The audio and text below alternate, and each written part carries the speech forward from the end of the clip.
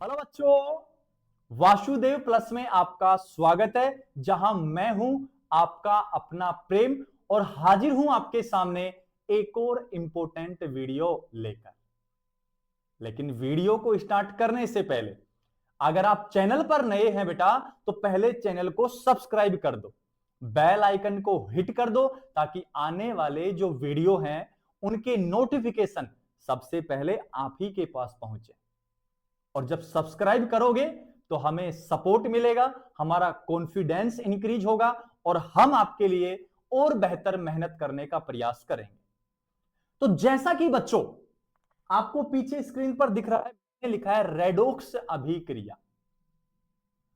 और ये रेडॉक्स अभिक्रिया एक ऐसी यूनिट है जो आपको 11th क्लास में पढ़नी है, जो आपको आईआईटी फाउंडेशन में पढ़नी है, जो आपको नीट फाउंडेशन में पढ़नी है, जो आपको फर्स्ट ग्रेड के लिए भी पढ़नी है, जो आपको सेकंड ग्रेड के लिए पढ़नी है। ओवरऑल बात करूं, किसी प्रकार का कोई कंपटीशन एग्जाम जिसमें केमिस्ट्री सब्जेक्ट आता हो वहां रेडॉक्स आपको देखने को मिलेगा। तो क्यों ना इस रेडॉक्स अभिक्रिया वाली यूनिट को बहुत शानदार तरीके से हम पढ़ लें और बहुत सारे पीवाईक्यूज और बहुत सारे एमसीक्यूज कर लें ताकि हमें इस यूनिट में किसी प्रकार की कोई दिक्कत ना आए।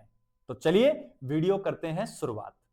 तो निकालता हूं मैं अपनी कलम, क्योंकि इस कलम में बड़ा जादू है, बस कोई समझने वाला चाहिए। तो सुनिए, कौन सी अभिक्रिया बेटा? रेडॉक्स। तो सबसे पहले मैं बात करूंगा कि रेडॉक्स अभिक्रिया होती क्या है। रेडॉक्स अभिक्रिया क्या होती है, यह सबसे बड़ा सवाल है।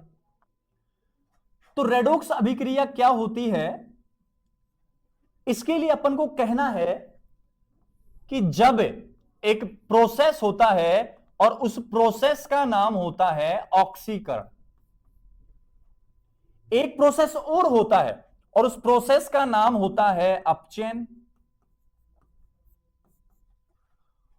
और इसको कह दिया जाता है ऑक्सीडेशन,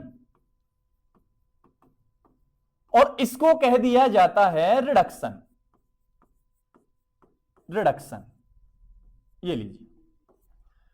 अगर ये दोनों प्रोसेस कभी भी क्या हो जाए, साथ हो जाए, तो वहां आप समझ जाना बेटा कि रेडॉक्स अभिक्रिया संपन्न हो चुकी है। क्लियर यहां तक की बात? अब सबसे बड़ा सवाल मन में यह आएगा कि सर रेडॉक्स तो तब पहचान पाएंगे जब ऑक्सीकरण पता होगा और अपचयन पता होगा।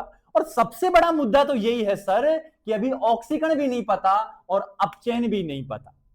तो क्यों ना बच्चों ऐसा करें कि पहले ऑक्सीकरण को सीखें और फिर किसको सीखें? अपचयन को, और फिर किसको सीखा जाए? रेडॉक्स को। तो सीक्वेंस वाइज चलना है, स्टेप बाय स्टेप अपन को चलना है। और कहते हैं ना कि जो सीढ़ी दर सीढ़ी चलता है वो अपनी मंजिल तक जरूर पहुंचता है। तो सुनिए, हम स्टार्ट करते हैं पहले ऑक्सीडेशन। तो चलिए बच्चों, ये लीजिए ऑक्सीकरण। ऑक्सीकरण, ठीक है, और ऑक्सीकरण को कह दिया गया है ऑक्सीडेशन। ये लो। अब ये ऑक्सीकरण क्या होता है उसको अच्छे समझना है। सबसे पहली बात ऑक्सीकरण के लिए कि जो ऑक्सीजन का जुड़ना होता है, ऑक्सीजन का जुड़ना, या आप कह दो ऑक्सीजन का क्या हो जाए, योग हो जाए, तो उसको ऑक्सीकरण कह दिया जाता है। सर कैसे? तो एग्जाम्पल देख लो आप लोग। एग्जाम्पल से जब मैं आपको समझाऊंगा तो मैंने लिखा है सबसे पहले कार्बन है और ऑक्सीजन है। मैं यहां बात करूं तो कार्बन के साथ ऑक्सीजन जुड़ रहा है तो क्या बनेगा? CO2। तो बेटा पहले कार्बन अकेला था, ऐड कौन हो गया? ऑक्सीजन। और ऐड होना क्या कहलाता है? ऑक्सीडेशन। तो यहां कार्बन का क्या हुआ है? ऑक्सीकरण हुआ है, ये हम कह सकते हैं। अगर मैं दूसरे एग्जाम्पल की बात करूं, दूसरा एग्जाम्पल है मैग्नीशियम। रिएक्शन वो ही Mg के साथ, बैलेंस करने के लिए 2 लगा दिया तो 2MgO। मैग्नीशियम पहले अकेला था, अब ऑक्सीजन ऐड हो गया, और ऐड हो गया तो यहां मैग्नीशियम का क्या हो चुका है, ऑक्सीकरण हो चुका है। चलो सर ठीक है। अब मैं एक बात कहूंगा आपसे और आप खुद भी सोचना, मैं इसको ना एक नाम और देना चाहता हूं, और वो नाम क्या है सुनो। जुड़ा कौन है, ऑक्सीजन। जुड़ा कौन है, ऑक्सीजन। और आपको पता है, हम सबको पता है कि ऑक्सीजन की वैद्युत ऋणता ज्यादा है, और जब अधिक वैद्युत ऋणी परमाणु जुड़ रहा है, जब अधिक वैद्युत ऋणी परमाणु जुड़ रहा है तो उसको क्या कहते हैं, ऑक्सीकरण कहते हैं। ये बात हमने ऑक्सीजन से सीख ली है। तो मैं यहां कहूंगा अधिक वैद्युत ऋणी और अधिक वैद्युत ऋणी, अब तक कौन आया, ऑक्सीजन। परमाणु का योग वो भी क्या कहलाता है बच्चों, ऑक्सीकरण कहलाता है। इसके लिए सर और एग्जाम्पल, तो इसके लिए मैं तीसरा एग्जाम्पल बनाऊंगा। आपके पास है Ag, इसके साथ जुड़ा F2, क्या बना, 2AgF। अब यहां जुड़ने कौन आया, फ्लोरीन।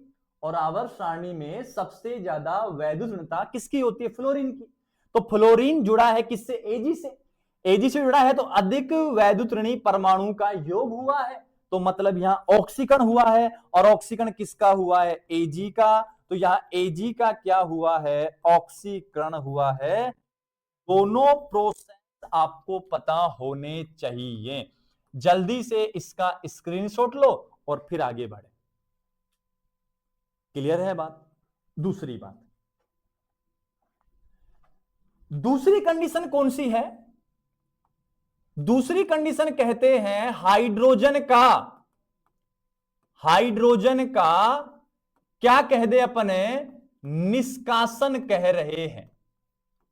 और निष्कासन को अगर आप चाहो तो आप कह सकते हो कि निष्कासन मतलब बाहर निकलना, और विलोपन का मतलब भी बाहर निकलना होता है। अब यहां अगर मैं एग्जाम्पल्स की बात करूं तो यहां एग्जाम्पल्स क्या बनेंगे, ध्यान से समझना। H2S और प्लस है O2, 2 मोल ले लिए। यहां बनेगा क्या वो समझो, यहां बनेगा, ये तो रहा सल्फर और ये रहा 2H2O। तो छोटी सी बात सोच लेना आप, सल्फर के पास पहले हाइड्रोजन थे, अब सल्फर के पास कोई हाइड्रोजन नहीं है, तो सल्फर से हाइड्रोजन का निष्कासन हो गया। तो सल्फर का क्या हुआ है, ऑक्सीकरण हुआ है। और आप पूरा कहो तो H2S का क्या हुआ है, ऑक्सीकरण हुआ है। ये कह सकते हो, ये लीजिए। चलो सर और एग्जांपल सुनो फिर। 4HI प्लस O2, देख लो चाहे 2I2 और प्लस 2H2O, बैलेंस कर दिया मैंने पहले ही।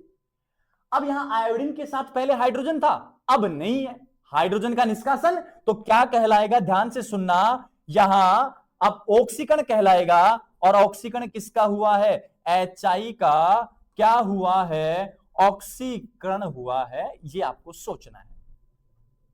अरे बेटा काम का है कि नहीं है, अरे बिल्कुल काम का है ये, ठीक है यहां तक। अब मैं आपसे क्या कहूंगा वो सुनो। सल्फर से कौन बाहर गया है, हाइड्रोजन बाहर गया है। आयोडीन से कौन बाहर गया है, हाइड्रोजन बाहर गया है। हाइड्रोजन कम EN वाला परमाणु होता है, तो मैं इसको और करके लिख सकता हूं, कम वैद्युत ऋणी परमाणु का विलोपन हो रहा है। मतलब यहां कम वैद्युत ऋणी कौन है, और यहां कम EN वाला एटम कौन सा है, हाइड्रोजन है और वो बाहर हो रहा है, तो इस स्थिति में भी आपको ऑक्सीकरण कहना है। अब एक सवाल जो आपके दिमाग में बनने वाला है, अब नहीं तो वीडियो जब देखोगे तब बनेगा, कन्फर्म है, और वो ये बनेगा, सर एक बात बताओ, ऑक्सीजन यहां हाइड्रोजन से जुड़ रहा है, तो सर यहां क्या हुआ है, ऑक्सीकरण हुआ है। तो क्या सर इस हिसाब से नहीं कह सकते? बेटा कह ले, दिक्कत क्या हो रही? बस अपन ने आधार क्या बनाया कि हाइड्रोजन बाहर निकालो, तो उस अणु को अपन ने देखा है जहां से हाइड्रोजन बाहर जा रहा है, बाकी कहने को तो कुछ भी कह ले। क्लियर है मेरी बात? बढ़ते हैं आगे।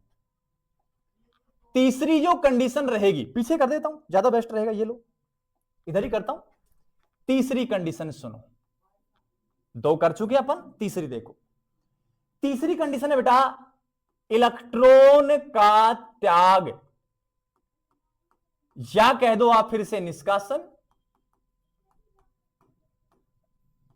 इलेक्ट्रॉन बाहर करेगा, त्याग करेगा, और जब कोई इलेक्ट्रॉन का त्याग करे ना, तो आप समझ जाना कि ऑक्सीकरण हो रहा है। जैसे मैं कहूं, सबसे पहले जिंक था और जिंक Zn+2 में आया, जितना धनावेश होता है उतने ही इलेक्ट्रॉन इसने दान कर दिए। तो यहां इलेक्ट्रॉन का क्या हुआ है, दान, और दान हुआ है जिंक का क्या हो गया है, ऑक्सीकरण हो गया है। Zn का क्या हुआ है, ऑक्सीकरण हो गया है। सपोज दैट आगे लिख लो, Cu+1 में था, अब कन्वर्ट हुआ Cu+2 में, तो आवेश पहले एक था अब दो है, एक बढ़ा है तो एक इलेक्ट्रॉन बाहर हो गया, बाहर हुआ ऑक्सीकरण। CO+2 है, कन्वर्ट हो रहा है CO+3 में, तो यहां फिर से एक इलेक्ट्रॉन बाहर हो गया। फिर मैं कहूंगा Cl- है, कन्वर्ट हो रहा है Cl में, मैं कहूंगा एक इलेक्ट्रॉन फिर से बाहर हो गया। अरे हो रहा है कि नहीं हो रहा है बेटा? सब जगह मैंने इलेक्ट्रॉन को क्या किया है, बाहर किया है। समझ रहा है मेरी बात को? क्लियर है यहां तक? तो सुन, फिर जब इलेक्ट्रॉन का निष्कासन हो रहा है, तो एक बात बताना, ये आवेश बढ़ रहा है कि घट रहा है? जैसे देख, यहां आवेश 0, अब +2, प्लस का 1, प्लस का 2, यहां प्लस का 2, प्लस का 3, यहां माइनस का 1 और 0, माइनस से 0 में जा रहे, बढ़ रहा है। तो यहां जब चौथा पॉइंट मैं लिखूंगा बेटा, तो चौथा पॉइंट ये लिख सकता हूं मैं, क्या कि यहां देखा गया ना, तो आवेश में क्या हुई है, वृद्धि हुई है, और आवेश में वृद्धि होती है तब भी ऑक्सीकरण कहना है। या इसको मैं ऐसे कह दूं, इसका अंक 0 है, इसका +2 है, +1 है, +2 है, +2 है, +3 है, -1 है, 0 है, तो ऑक्सीकरण अंक में क्या हुई है, वृद्धि हुई है। और जब ऑक्सीकरण अंक में वृद्धि होगी, उस कंडीशन में भी आपको क्या कहना है, ऑक्सीकरण कहना है। जल्दी से स्क्रीनशॉट लो। तो ये 4 प्रोसेस थे बेटा, जिनमें हम कह सकते हैं कि ऑक्सीकरण हुआ है। चलो सर ठीक है, तो सर अब चेन में क्या करें? अब इनका जस्ट उल्टा करता जा, उल्टा करता जाएगा तो आंसर आता जाएगा। तो सुनो फिर, अब मैं बात करूंगा बेटा अपचयन की, अपचयन की, और अपचयन को कहा था रिडक्शन। ये लीजिए, अब रिडक्शन क्या होता है वो सुनो। सबसे पहली कंडीशन,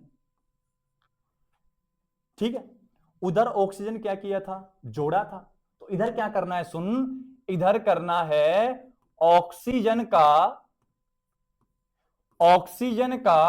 क्या करना है, निष्कासन करना है, या तुझे ऑक्सीजन का क्या करना है बेटा, विलोपन करना है। ठीक है सर एग्जाम्पल हो जाए ज्यादा बेस्ट रहेगा। तो सुन बेटा, एग्जाम्पल बिना तो मैं बात ही नहीं करता। आ रही बात समझ में? कहते नहीं कि अक्सर मैं उससे बात नहीं करता, अक्सर मैं उससे मुलाकात नहीं करता, और जहां एग्जाम्पल ना आए तो मैं बिना एग्जाम्पल बात नहीं करता। तो सुनो फिर, मैंने लिखा है बेटा CuO प्लस कार्बन बनाएगा क्या, Cu बाहर, ये रहा CO कार्बन मोनोऑक्साइड या कार्बोनिल बना लेगा। कॉपर की बात कर बेटा तू, तो कॉपर के पास पहले ऑक्सीजन था, अब ऑक्सीजन नहीं है, और नहीं है तो ऑक्सीजन का निष्कासन या विलोपन हुआ, तो यहां CuO का क्या हो चुका है, अपचयन हो चुका है। ये ले एग्जांपल, मान लेगा क्या, मान ले बेटा। नेक्स्ट देख, अरे ZnO plus C, Zn plus CO, तो यहां जिंक से बाहर गया तो जिंक का क्या हो गया है, अपचयन हो गया है। तुम एक छोटी सी बात पूछो बेटा, यहां बाहर कौन जा रहा है, ऑक्सीजन, और ऑक्सीजन अधिक वैद्युत ऋणी परमाणु है, तो अधिक वैद्युत ऋणी परमाणु का निष्कासन हो गया, तो इसको और करके लिखा जाए तो लिखा जाएगा ना, अधिक वैद्युत ऋणी परमाणु का क्या हुआ है, निष्कासन हुआ है पुत्र, निष्कासन। आ गई क्या मेरी बात समझ में, सभी बच्चों को क्लियर है क्या, चलें आगे, ठीक है। अब सुनो दूसरा पॉइंट, इधर लिखता हूं, दूसरा पॉइंट उधर था हाइड्रोजन का निष्कासन, इधर क्या हो जाएगा, हाइड्रोजन का योग, हाइड्रोजन का योग, ये लीजिए, ठीक है। हाइड्रोजन का योग क्या कहलाएगा, अपचयन कहलाएगा। अब कैसे कह रहे हैं एग्जाम्पल में देख लेते हैं, और एग्जाम्पल में क्या कह रहा हूं सुनना अच्छे से। मैंने लिखा है N2 प्लस 3H2, क्या बनेगा 2NH3। नाइट्रोजन पहले अकेला था, अब हाइड्रोजन आ गए, तो यहां N2 के साथ हाइड्रोजन का योग हो गया, जुड़ गए, तो यहां N2 का क्या हुआ है, अपचयन हुआ है। नेक्स्ट अगर बात करूं, यहां H2 है प्लस I2 है, तो ये क्या बना, 2HI बना लेंगे। आयोडीन पहले अकेला था, अब हाइड्रोजन आ गए, तो यहां I2 का क्या हो चुका है, अपचयन हो चुका है। एक एग्जांपल और लिख ले, H2 है प्लस Br2 है, यहां क्या बनेगा 2HBr, तो यहां पहले Br अकेला था, अब हाइड्रोजन आ गए, तो Br2 का क्या हो चुका है, अपचयन हो चुका है। तो एक बात सोच बेटा, जुड़ने वाला कौन है, हाइड्रोजन। अब हाइड्रोजन अधिक ईएन वाला एटम है कि कम ईएन वाला, कम ईएन वाला एटम है, तो यहां और करके लिख सकता है क्या, कम वैद्युत ऋणी परमाणु का क्या हो जाए, योग हो जाए, तो वो क्या कहलाता है, अपचयन कहलाता है। जल्दी से इसका स्क्रीनशॉट ले और फिर अपन बढ़ते हैं आगे। क्लियर है बेटा। नेक्स्ट देख, तीसरा पॉइंट देख इसका, तीसरा पॉइंट, इलेक्ट्रॉन का योग करवाना है, और जब इलेक्ट्रॉन जुड़ जाए ना, तो आप समझ जाना वहां पे क्या हो चुका है, अपचयन हो चुका है। एग्जाम्पल की बात करो, तो एग्जाम्पल में समझना अच्छे से, कॉपर है बेटा, कॉपर +2 में है, प्लस का एक इलेक्ट्रॉन ले गया और ये चला गया Cu+1 में, तो यार +2 से +1 में आ गया, एक इलेक्ट्रॉन ग्रहण करके आया है, और जब ग्रहण करके आया तो योगी तो हुआ है, अपचयन कहलाएगा। नेक्स्ट है Al+3, +3 इलेक्ट्रॉन कन्वर्ट हो गया Al में, फिर से इलेक्ट्रॉन ग्रहण हुए। Br था बेटा, और Br जो था उसने एक इलेक्ट्रॉन ग्रहण करके कन्वर्ट करवा दिया Br- में, ठीक है सर।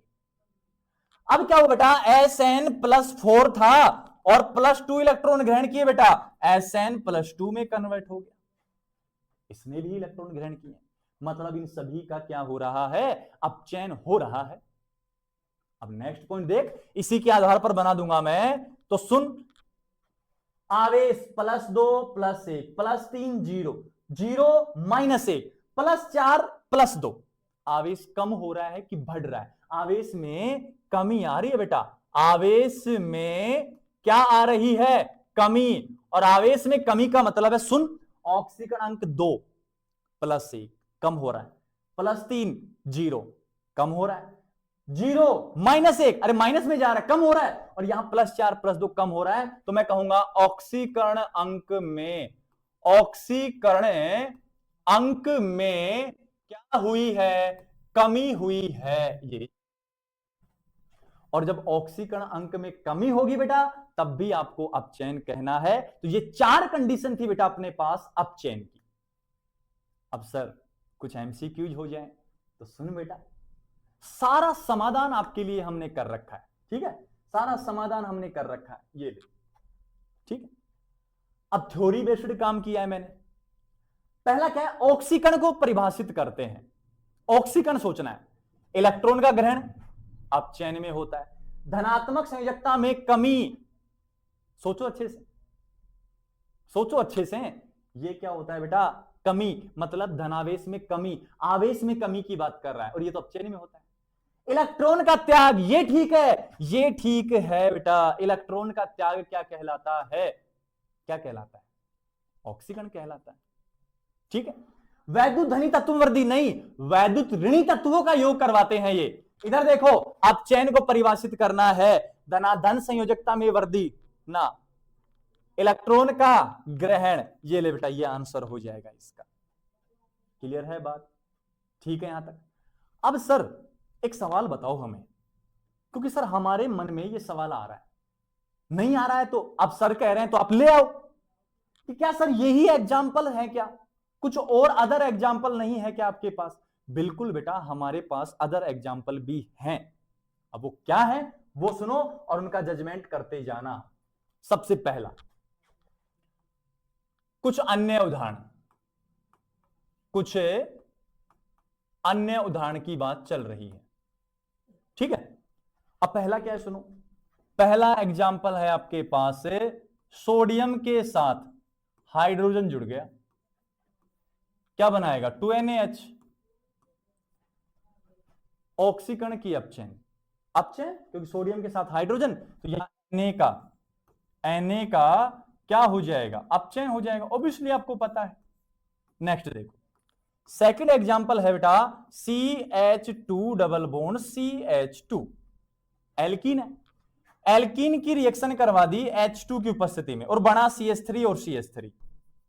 तो मुझे बता बेटा, ये दोनों हाइड्रोजन यहां जुड़े हैं क्या, फिर से हाइड्रोजन का क्या हुआ है, योग हुआ है, तो यहां CH2 डबल बॉन्ड CH2 का फिर से क्या हुआ है, अपचयन हुआ है। क्लियर यहां तक की बात। नेक्स्ट एग्जांपल देख, नेक्स्ट एग्जांपल ऐसे आ जाए, Ag प्लस F2, 2AgF। तो यहां सुनो, अधिक En वाला परमाणु जुड़ा है क्या, और अधिक वाला जुड़ता है तो ऑक्सीकरण होता है। ऑक्सीकरण किसका हुआ है, Ag का, क्योंकि Ag से जुड़ा है। Ag का क्या हुआ है, ऑक्सीकरण हुआ है। चलेगा यहां तक, ठीक है सारी कहानी। और देख लो, नेक्स्ट एग्जांपल है 2O प्लस कार्बन, ये बनाते हैं क्या, 2H2 प्लस CO, ये लीजिए CO2, ठीक है। अब मुझे बताएंगे यहां ऑक्सीजन के साथ पहले कौन थे, हाइड्रोजन। अब बाहर निकल गए हैं, और बाहर निकल गए तो यहां इस ऑक्सीजन का क्या हो गया है, ऑक्सीकरण हो गया है। लेकिन कार्बन की बात करूं तो कार्बन से पहले कोई नहीं था, कार्बन से कौन जुड़ गया है, ऑक्सीजन, तो कार्बन का तो क्या हुआ है, ऑक्सीकरण। तो यहां दोनों बात लिखूंगा, कार्बन से ऑक्सीजन जुड़े हैं तो कार्बन का तो ऑक्सीकरण, और यहां H2O का क्या हुआ है, अपचयन हुआ है। जल्दी से इन एग्जांपल्स को बना, फिर कुछ एग्जांपल्स मैं और करवाता हूं।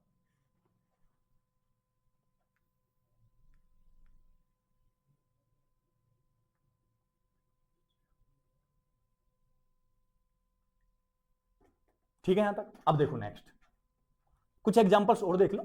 नेक्स्ट एग्जांपल अपने पास है, ऐसे आ जाए बेटा, FeCN की होल 6 से -4।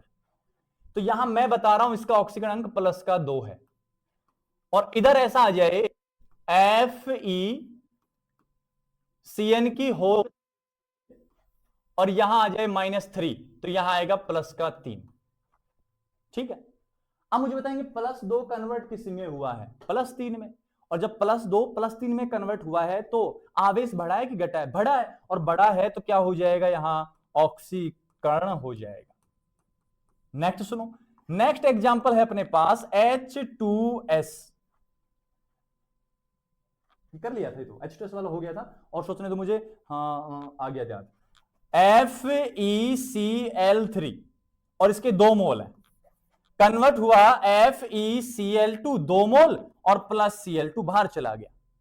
यहां है +3 और यहां है +2, तो यहां +3 से +2 में गया है, कमी हुई है, और कमी हुई है तो क्या कहोगे उसको? अपचयन आपको कहना है। तो ये थे बेटा ऑक्सीकरण और अपचयन की कुछ अदर एग्जांपल।